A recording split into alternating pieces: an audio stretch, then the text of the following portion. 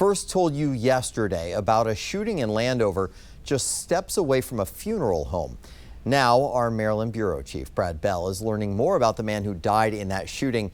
And Brad, he had a long history with D.C. police, and we understand there's also concern now about why he wasn't in custody at the time. Yeah, and this has to do with crimes committed when this victim yesterday was a juvenile, right? So we've done a lot of stories about concerns about whether or not the juvenile justice system is protecting the community from juvenile offenders by having them out in the community on ankle bracelets or just released. Well, there is also a parallel responsibility to protect and help these juvenile offenders to rehabilitate, and there seems in this case to have been a failing. According to sources, it was an ambush. At least two people waited for 18-year-old Keyshawn Pollard to leave his apartment. And when their target got in a rideshare, they followed until the car stopped at a light. That's when they jumped out and opened fire, killing Pollard.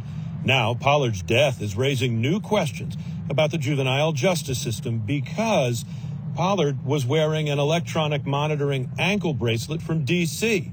In January 2022, a then 15-year-old Pollard shot and killed 19-year-old Devin Brewer on this street in Northeast D.C.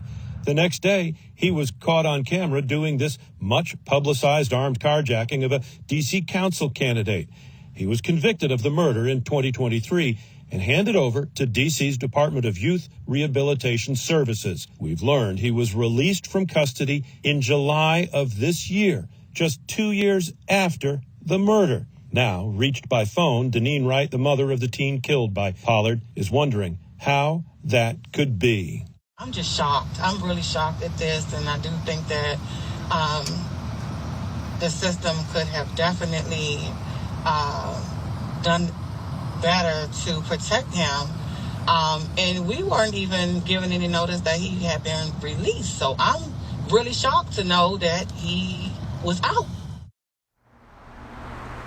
Yeah, so that woman says she has forgiven her son's killer, and she has terrible empathy today. She has empathy today for the mother of the young man who died out here along 202 yesterday.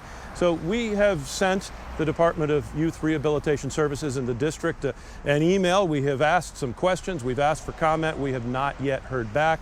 We're still working the story, and we'll have more coming up at 6. In Landover, Brad Bell, 7 News.